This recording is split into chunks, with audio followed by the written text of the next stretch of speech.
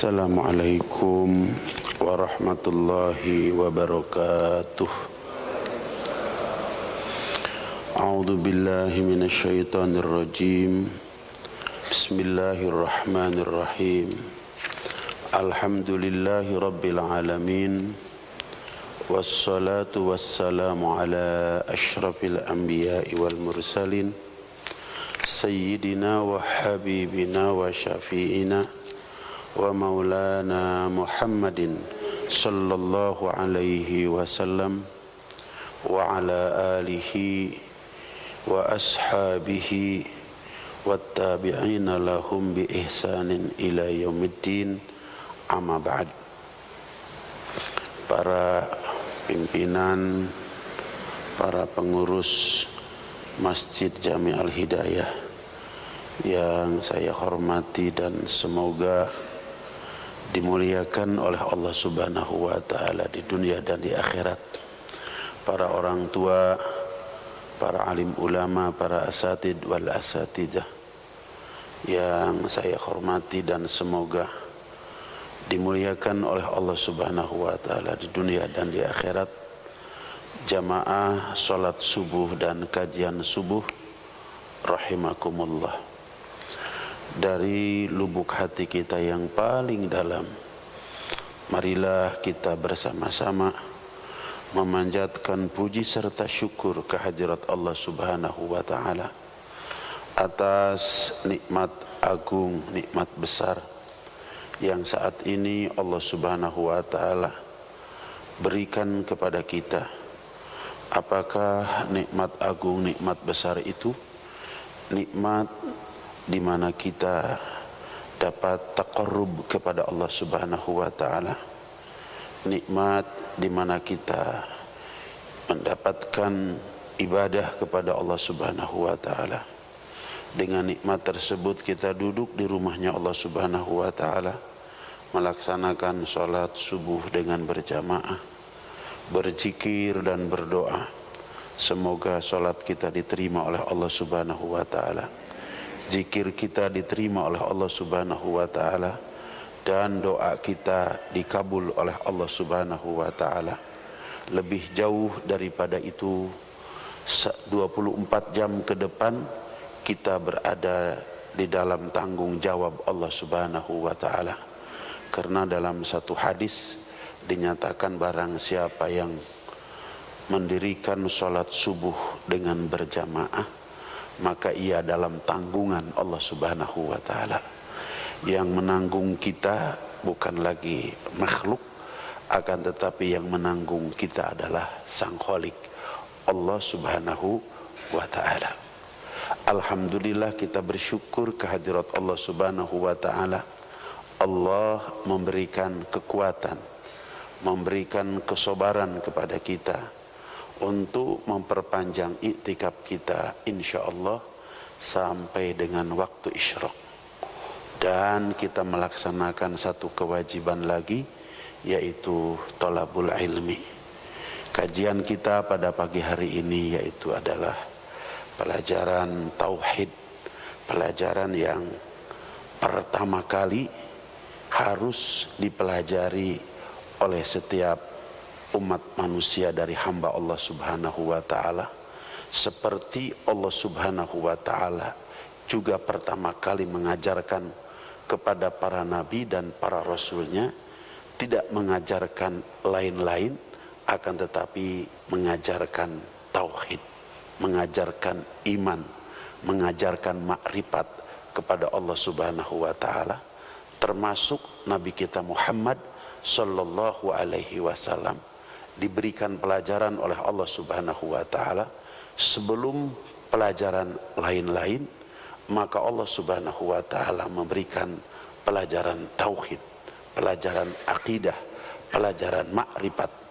Dan tidak tanggung Allah Subhanahu wa ta'ala memberikan pelajaran tauhid itu, memberikan pelajaran makrifat itu kepada Nabi kita dalam waktu kurang lebih 13 tahun. Gurunya Allah Subhanahu wa ta'ala, muridnya Nabi kita Muhammad sallallahu alaihi wasallam, waktunya 13 tahun. Kita tinggal bertanya kepada diri kita, kita belajar tauhid sudah berapa tahun? Mudah-mudahan walaupun kita tidak seperti Allah mengajarkan tauhid kepada baginda Nabi besar Muhammad sallallahu alaihi wasallam, akan tetapi kita hanya belajar mungkin per minggu, per bulan. Mudah-mudahan Allah subhanahu wa ta'ala memaklumi kepada kita dengan segala kelemahan kita, dengan segala kekurangan kita. Untuk itu majelis pagi hari ini adalah merupakan majelis yang penting, majelis yang besar, karena majelis ini pernah dibuat oleh Allah subhanahu wa ta'ala dengan nabinya tercinta baginda Nabi besar Muhammad sallallahu alaihi wasallam. Bapak Ibu sekalian yang dirahmati oleh Allah subhanahu wa ta'ala, Abah akan mengulang dari awal lagi, karena seperti itulah pelajaran tauhid yang pernah Abah terima dari guru Abah, di mana pelajaran tauhid ini berbeda dengan pelajaran-pelajaran yang lain. Kalau kita belajar fikih misalnya, belajar bab wudu, apabila kita sudah mendapatkan ilmu wudu, tidak serta-merta kita harus berwudu terus, karena berwudu itu juga ada waktunya, kecuali yang memang yang mau melaksanakan dawamul wudu, karena wudu itu listibahati sholat, untuk mengesahkan sholat. Jadi wudu itu dilakukan pada saat kita mau sholat, baik sholat sunnah maupun sholat wajib. Kemudian kita apabila belajar sholat, tidak serta-merta ketika kita sudah mendapatkan ilmu sholat harus sholat terus, karena sholat ada waktunya, baik sholat wajib maupun sholat sunnah. Inna sholata kanat alal mu'minina kitaban mauquta. Sesungguhnya sholat itu ditetapkan bagi orang yang beriman berwaktu-waktu, khususnya untuk sholat wajib. Demikian ketika kita belajar berzakat, maka zakat pun ada waktunya, dan itu pun buat mereka yang nisab, dan dilakukan haul setahun satu kali. Apalagi puasa Ramadan dan ibadah haji. Ibadah haji itu seumur hidup satu kali. Akan tetapi ketika kita belajar tauhid, pada saat itu kita tahu, saat itu juga harus kita amalkan, saat itu kita harus kita yakini, saat itu juga harus kita imani, saat itu kita harus kita makrifati. Ini bedanya ilmu tauhid dengan ilmu-ilmu yang lain. Oleh karenanya dalam pelajaran ilmu tauhid selalu diurut lagi, dan diurut lagi. Bapak Ibu sekalian yang dirahmati oleh Allah subhanahu wa ta'ala, bahwa nama ilmu tauhid seperti yang pernah Abah sampaikan di dalam muqaddimah itu jumlahnya ada 8. Akan tetapi yang masyhur, yang sering kita dengar, yang kita tahu adalah yang pertama ilmu akidah, kemudian yang kedua adalah ilmu tauhid, dan yang ketiga adalah ilmu ma'rifat. Bahasanya berbeda tapi maksud dan tujuannya adalah sama. Tauhid atau akidah atau ma'rifat kita kepada Allah subhanahu wa ta'ala, ilmu itu dibagi kepada 3 bagian. Yang pertama tauhid atau akidah Jabariyah, yang kedua tauhid atau akidah Qadariyah, dan yang ketiga adalah tauhid atau akidah ahlu sunnah wal jamaah. Apakah tauhid atau akidah Jabariyah itu, akidah atau tauhid Jabariyah adalah tauhid dan akidah yang hanya menekankan kepada hakikat, kepada Allah subhanahu wa ta'ala. Ia yakin bahwa segala sesuatu telah ditetapkan oleh Allah subhanahu wa ta'ala dengan dasar bahwa ketika kita 4 bulan di dalam rahim ibu kita, bahwa Allah Subhanahu wa Ta'ala telah tetapkan usia kita, telah tetapkan rezeki kita, telah tetapkan bahagia dan celaka kita. Ngapain kita harus melakukan syariat? Toh semuanya sudah ditetapkan oleh Allah Subhanahu wa Ta'ala. Kita tunggu saja keputusan Allah Subhanahu wa Ta'ala untuk kita. Ini akidah Jabariyah yang hanya menekankan kepada hakikat, memutuskan syariat. Kemudian yang kedua, akidah Qadariyah. Akidah Qadariyah itu sebaliknya daripada akidah Jabariyah, memutuskan hakikat, hanya syariat saja. Kalau kita tidak usaha, tidak makan, kalau kita tidak bertani, tidak punya beras, kalau kita tidak gali sumur, tidak akan bisa minum. Pokoknya hakikat tidak ada, Allah itu tidak ada. Yang ada adalah syariat saja. Orang yang menekankan kepada syariat saja, memutuskan kepada hakikat, itu akidahnya adalah akidah Qadariyah. Sedangkan yang ketiga, akidah Ahlus Sunnah wal Jamaah, akidah yang memadukan antara hakikat dan syariat. Ia yakin kepada Allah Subhanahu wa Ta'ala, akan tetapi ia berusaha dengan sungguh-sungguh, berusaha dengan maksimal. Akhlak mereka yang melaksanakan akidah Ahlus Sunnah wal Jamaah, manakala dia sudah sungguh-sungguh berusaha sesuai ketentuan syariat, syarat rukun ia sudah lakukan, kemudian ia berhasil melakukan sesuatu dengan syariat yang telah ia lakukan, ia tidak mengaku kalau hasil itu datang dari dia, tapi ia akui bahwa ini semuanya yang melakukan adalah Allah Subhanahu wa Ta'ala. Ini akhlak orang yang berakidah Ahlus Sunnah wal Jamaah. Bagaimana kalau dia melakukan sesuatu, kemudian tiba-tiba sesuatu itu tidak berhasil, tidak sesuai dengan harapan? Ia tidak pernah menyalahkan siapa-siapa, apalagi ia menyalahkan Allah Subhanahu wa Ta'ala. Akan tetapi ia menyalahkan dirinya, bahwa saya kurang melakukan usaha-usaha sesuai dengan ketentuan-ketentuan, dengan syariat-syariat yang Allah Subhanahu wa Ta'ala syariatkan kepada kita, sehingga gagal di dalam usaha tersebut.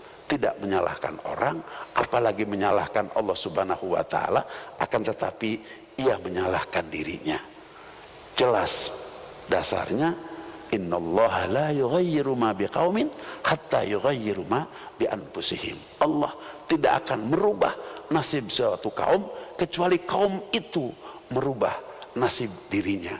Nasib dirinya digantungkan kepada sejauh mana usahanya, akan tetapi usaha itu digantungkan sesuai dengan ketetapan Allah Subhanahu wa Ta'ala.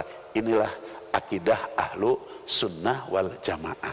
Akidah inilah akidah yang insya Allah kita pelajari setiap 1 bulan 1 kali di Majlis Al-Hidayah, yaitu di Ahad keempat. Bapak Ibu sekalian yang dirahmati oleh Allah Subhanahu wa Ta'ala, akidah Ahlus Sunnah wal Jamaah itu dibagi kepada 2 bagian. Yang pertama yang disebut dengan akidah uluhiyah atau akidah ilahiyah. Kemudian yang kedua yang disebut dengan akidah nubuwiyah atau yang disebut dengan akidah nabawiyah. Seseorang yang memiliki kesempurnaan akidah uluhiyah atau ilahiyah, yakin betul-betul kepada Allah Subhanahu wa Ta'ala, akan tetapi ia tidak memiliki akidah nabawiyah atau nubuwiyah, maka akidahnya tidak sempurna. Untuk kesempurnaan akidah, maka kita harus memiliki kesempurnaan akidah ilahiyah atau akidah uluhiyah, dan kita harus memiliki akidah nubuwiyah atau akidah nabawiyah. Jadi antara akidah uluhiyah dan akidah nabawiyah ini adalah merupakan kesatuan yang tidak bisa dipisahkan. Akidah uluhiyah dibagi kepada 3 bagian. Yang pertama yang wajib pada Allah Subhanahu wa taala, jumlahnya ada 20. Yang kedua yang mustahil pada Allah Subhanahu wa taala, jumlahnya sama ada 20, karena merupakan kebalikan daripada sifat yang wajib pada Allah Subhanahu wa taala. Kemudian yang ketiga adalah sifat yang jaiz pada Allah Subhanahu wa taala, jumlahnya ada 1. 20 yang wajib tambah 20 yang mustahil tambah 1 yang jaiz, jumlahnya 41. Kemudian yang wajib pada nabi atau pada rasul jumlahnya ada 4. Yang mustahil pada nabi atau pada rasul jumlahnya sama ada 4, karena kebalikan daripada yang wajib. Yang jaiz jumlahnya ada 1, yaitu arad basyariyah. Yang wajib 4 tambah yang mustahil 4 tambah yang jaiz 1, jumlahnya adalah 9. 41 ditambah 9 jumlahnya menjadi 50. Ulama tauhid mengatakan itu yang disebut dengan aqaidul khamsin, akidah 50. Apakah akidah 50 itu? Akidah 50 itu akidah yang akan mengantarkan umat manusia kesempurnaan iman yakinnya kepada Allah Subhanahu wa taala, kesempurnaan iman yakinnya kepada para nabi dan kepada para rasul. Artinya apa? Kalau kita mempelajari aqaid khamsin, akidah yang 50 itu, maka kita akan diantarkan untuk sempurna iman yakin kita kepada Allah, sempurna iman yakin kita kepada Rasulullah Sallallahu Alaihi Wasallam, atau kepada para nabi, nabinya Allah Subhanahu wa taala. Tentu Bapak Ibu sekalian bertanya, apakah sifat Allah Subhanahu wa taala hanya ada 20? Jawabannya tentu tidak. Sifat-sifat Allah Subhanahu wa taala itu jumlahnya tidak terhingga. Tidak ada yang mengetahui tentang jumlah sifat Allah kecuali Allah Subhanahu wa taala itu sendiri. Kemudian pertanyaannya, kenapa yang wajib kita ketahui, yang wajib kita yakini, kita imani, kita ma'rifati hanya 20? Ini adalah ijtihadnya para alim ulama, manakala kita mengimani melalui 20 sifat Allah Subhanahu wa taala, maka kita sudah mencapai kesempurnaan iman yakin kita kepada Allah Subhanahu wa taala. Kemudian pertanyaan yang kedua, apakah sifat-sifat mulia para nabi, para rasul itu jumlahnya ada 4? Sidik, amanah, tabligh, fatonah. Jawabannya tentu tidak. Sifat-sifat mulia yang ada pada para nabi dan yang ada pada para rasul tentu bukan 4. Jumlahnya tidak terhingga sifat-sifat mulia para nabi dan para rasul itu. Akan tetapi apabila kita mempelajari, meyakini, mengimani, memakrifati 4 pokok sifat nabi, yaitu sidik, amanah, tabligh, fatonah, maka kita sudah dianggap sempurna untuk mengimani kepada para nabi, mengimani kepada para rasul. Maka yang dipelajari oleh kita pada saat ini yaitu sifat 20-nya Allah Subhanahu wa taala dan 4 sifatnya yang ada para nabi dan para rasul. Insya Allah pelajaran pada pagi hari ini adalah sifat yang pertama daripada sifat Allah Subhanahu wa taala, yaitu sifat wujud, yang Abah sudah sampaikan sebagian pada pertemuan, pada kajian 1 bulan yang lalu.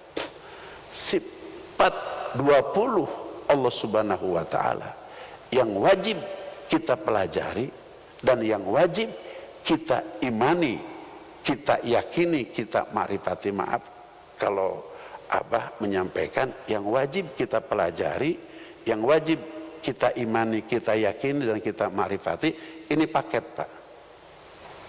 Jadi kalau pelajaran tauhid itu pada saat itu kita tahu, pada saat itu kita harus kita imani, saat itu juga harus kita yakini, saat itu juga kita harus ma'rifati. Ini perbedaan antara pelajaran tauhid dengan pelajaran yang lain. Itu dibagi kepada 3 bagian. Yang 20 itu. Yang pertama sifat nafsiyah, yang kedua sifat salbiyah, yang ketiga sifat ma'ani, dan yang keempat sifat maknawiyah. Bapak-bapak pusing ya? Pusing ya dari tadi ngomong terus apa kayak begini? Nggak apa-apa, karena ini belajar tauhid. Kalau nggak pusing bukan pelajaran tauhid, pusingnya dikasih pahala sama Allah Subhanahu wa Ta'ala. Yang pertama sifat nafsiyah. Sifat nafsiyah itu jumlahnya ada 1. Kemudian yang kedua sifat salbiyah. Sifat salbiyah itu jumlahnya ada 5. Kemudian yang ketiga sifat ma'ani. Sifat ma'ani jumlahnya ada 7.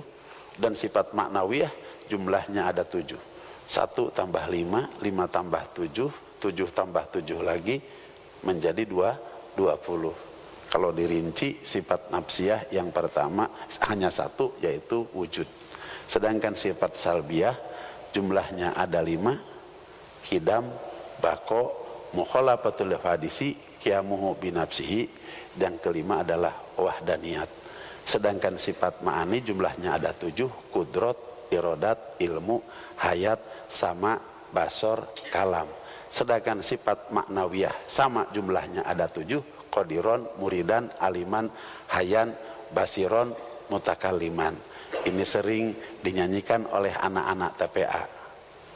Wujud, kidam, bako, mukhalafatu lil hawadisi, qiyamuhu binafsihi, wahdaniyat, kudrot, irodat, ilmu, hayat, sama, basor, kalam, qadiron, muridan, aliman, hayan, samian, basiron, mutakaliman. Jumlahnya ada berapa?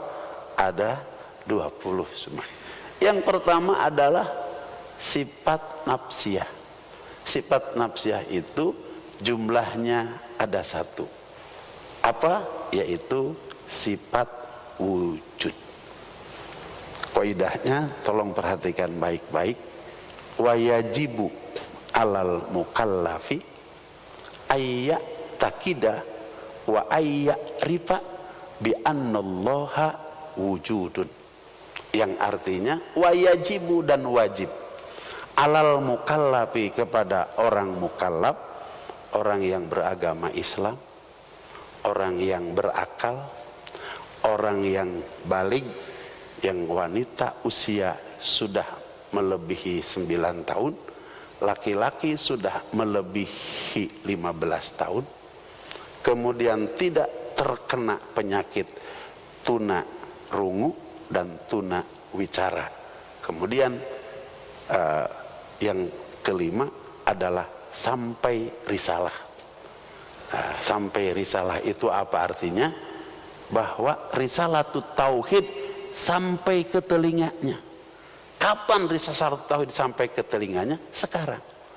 Jadi alhamdulillah, pasti yang duduk dalam majelis ini beragama Islam, yang duduk dalam majelis ini berakal, yang duduk dalam majelis ini sudah baligh lewat 15 tahun untuk laki-laki, lewat 9 tahun untuk perempuan.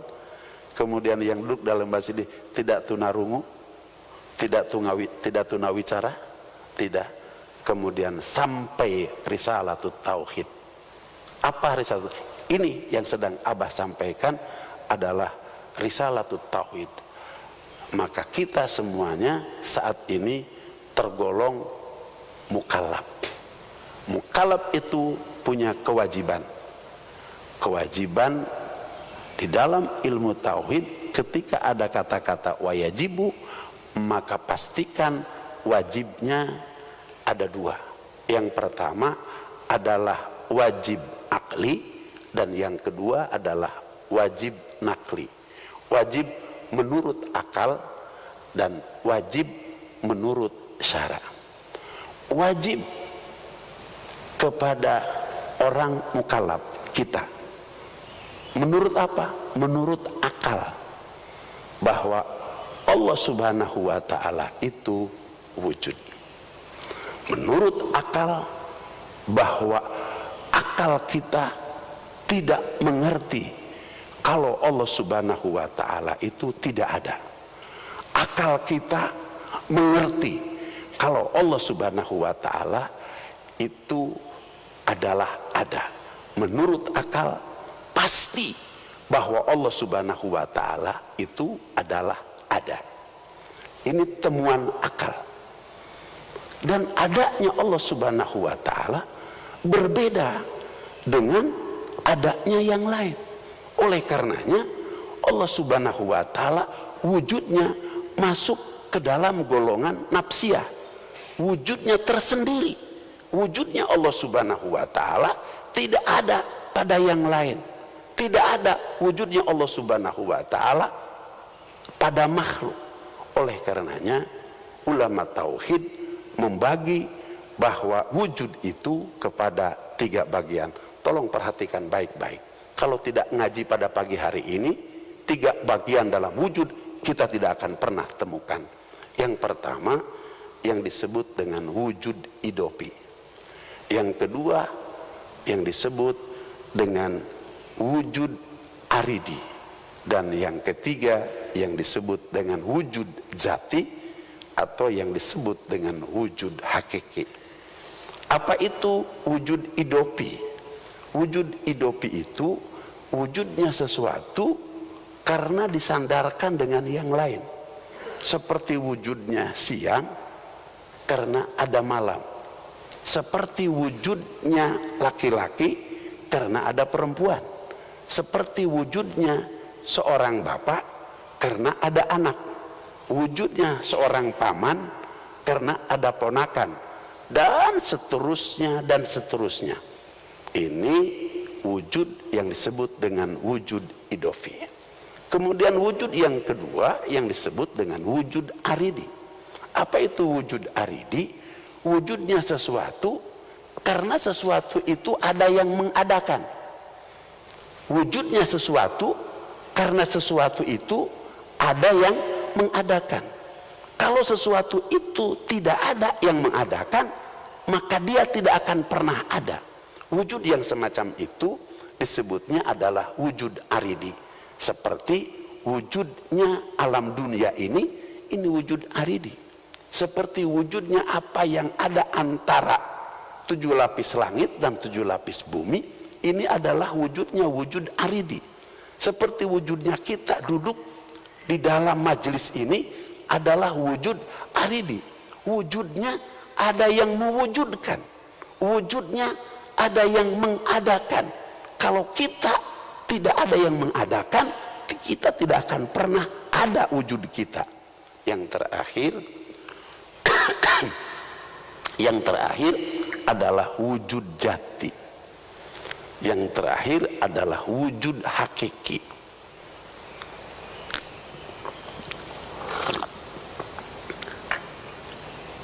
Wujud jati itu wujudnya siapa?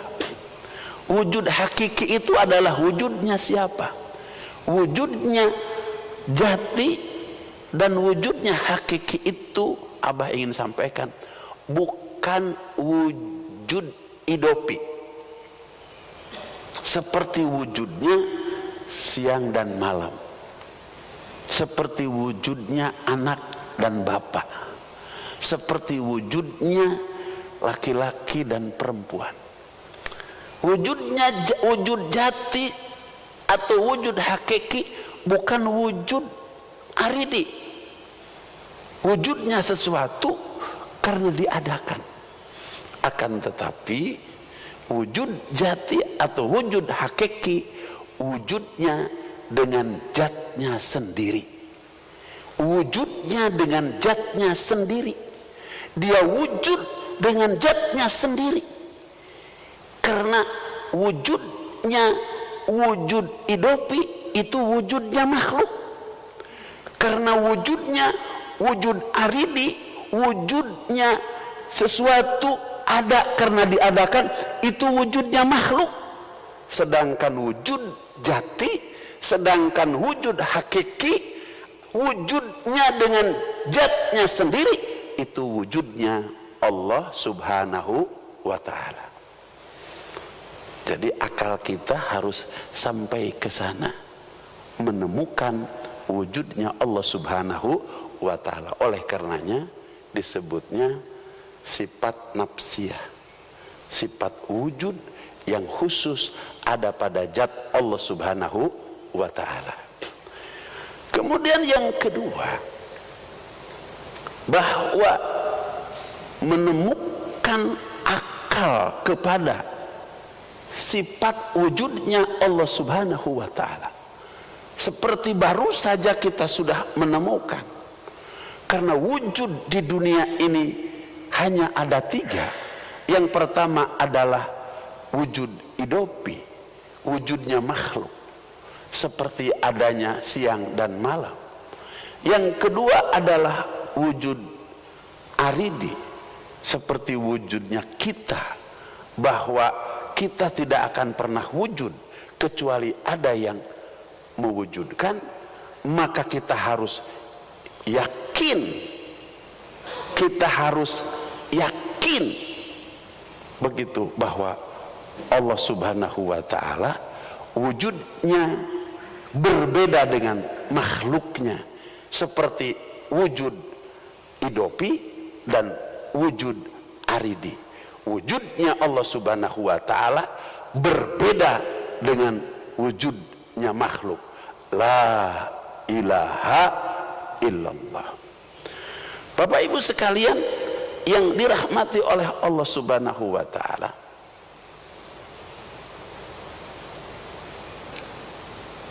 keyakinan terhadap wujudnya Allah subhanahu wa ta'ala yang sudah kita temukan tadi, maka diteruskan wa yajibu alal mukallafi ayat takida. Yang barusan itu yang kita sudah temukan, bahwa di dunia ini hanya ada 3 wujud.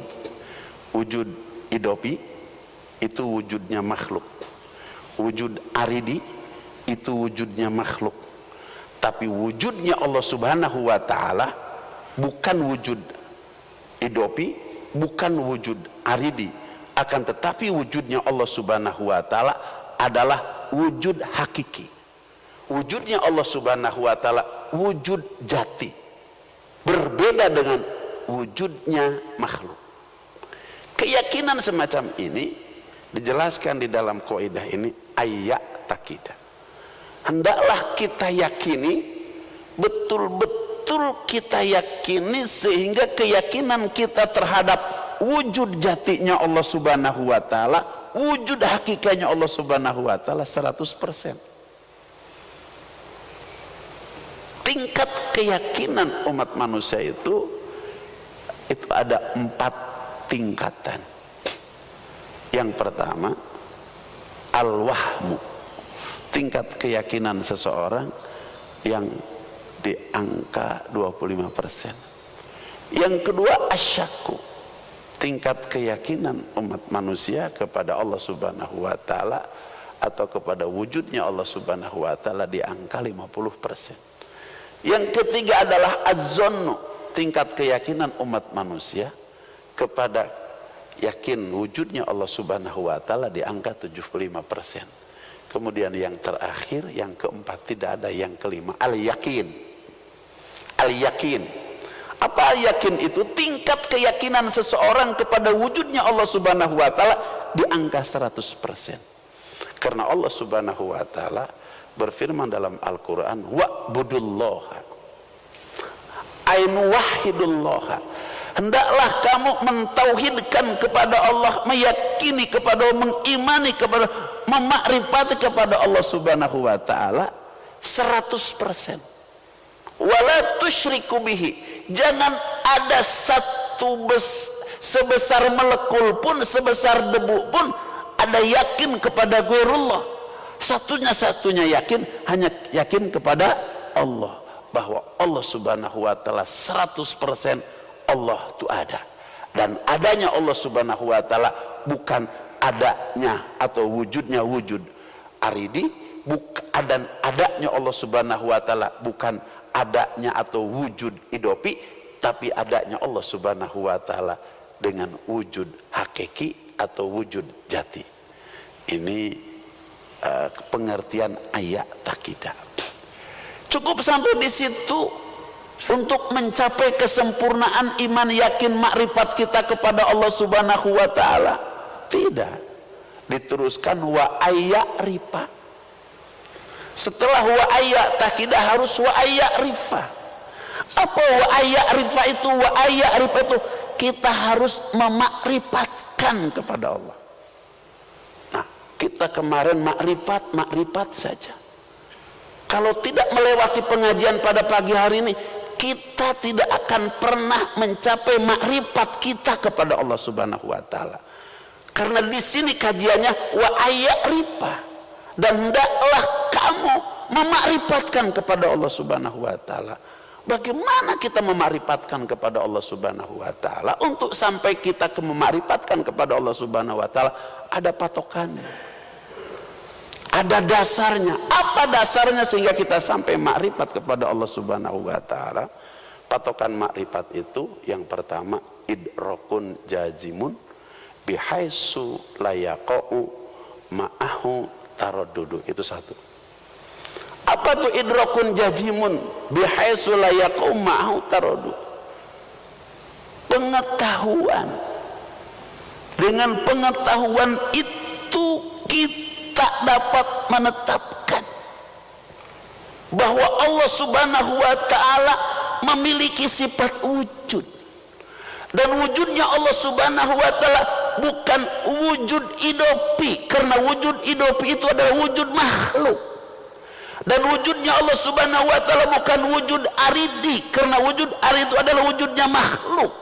Akan tetapi wujudnya Allah subhanahu wa ta'ala adalah wujud jati, wujud hakiki, terlepas, bersih, suci daripada wujudnya makhluk.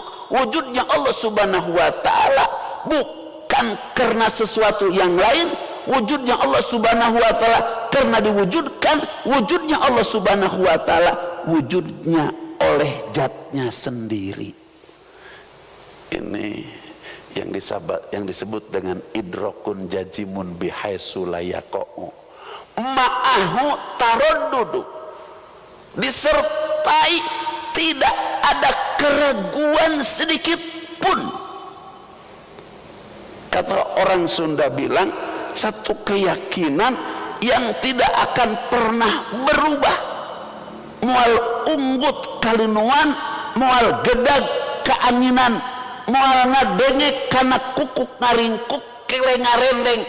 Andai diancam dengan meriam, dengan senjata untuk merubah sebuah keyakinan bahwa Allah subhanahu wa ta'ala tidak ada, maka ia berani mati daripada harus keluar akidah bahwa Allah subhanahu wa ta'ala itu adalah wujud, Allah subhanahu wa ta'ala itu adalah ada.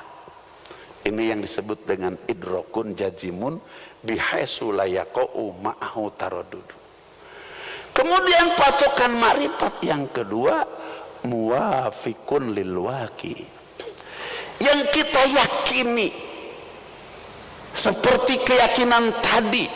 Setelah kita mengurai bahwa wujud itu terbagi kepada 3 bagian, ada wujud idopi, ada wujud aridi, kemudian ada wujud hakiki, sehingga kita dapat membedakan mana wujudnya makhluk, mana wujudnya sang kholik, wujudnya makhluk dengan wujudnya Allah subhanahu wa ta'ala, sehingga kita tahu ini wujudnya Allah subhanahu wa ta'ala.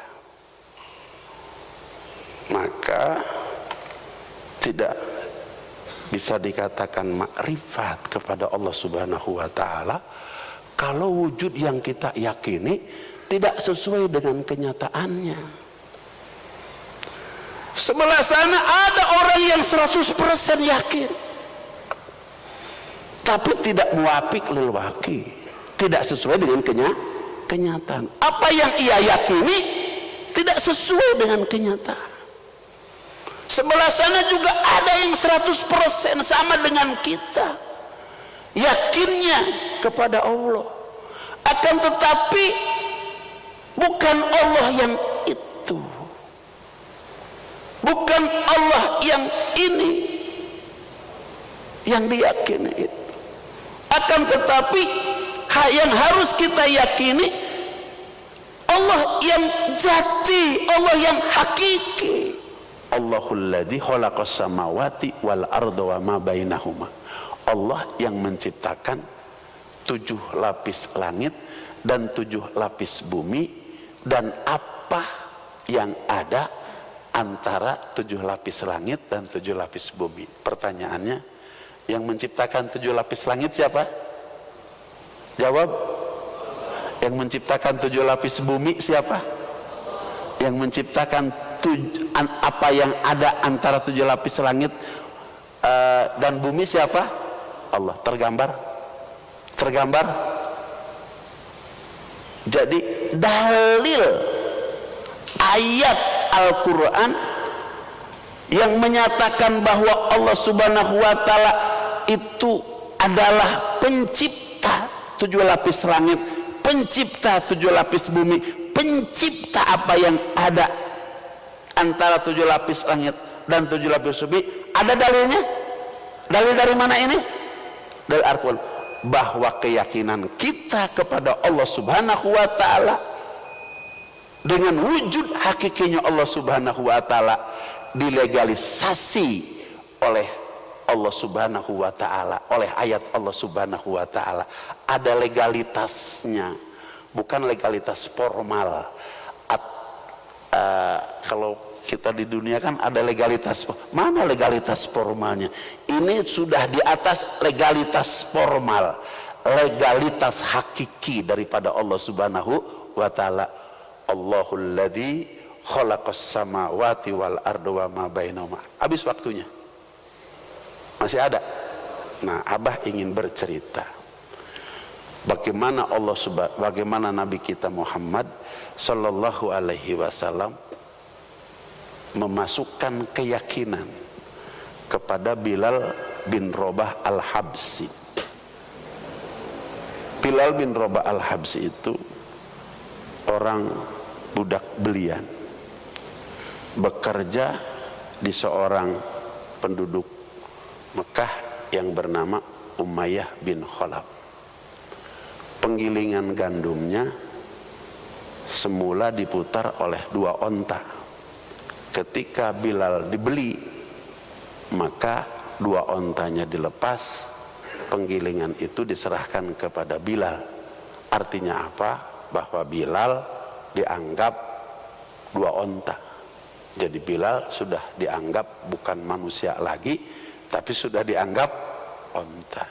Rasulullah SAW setiap hari datang kepada Bilal, melepas tangan kasar Bilal, tangan lembut Rasulullah SAW memutarkan penggilingan gandum. Menurut riwayat 4 hari berturut-turut. Bilal di malam keempat berpikir, ada orang kayak Muhammad di tengah-tengah orang tidak melihat sebelah mata kepadaku, di tengah-tengah orang menghina kepadaku. Saking hinanya aku sudah tidak lagi dipandang sebagai manusia, tapi aku dipandang sebagai onta. Muhammad 3 hari berturut-turut aku disuruh duduk, Nabi Muhammad menyempurnakan tugasku. Itu di malam keempat. Besoknya Nabi datang lagi dan memegang gagang penggilingan gandum, ditahan oleh Bilal.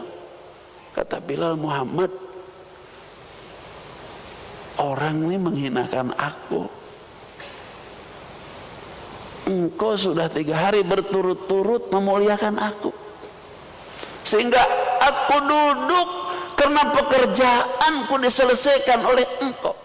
Sampai gandum yang sudah jadi tepung disempurnakan oleh Nabi sallallahu alaihi wasallam.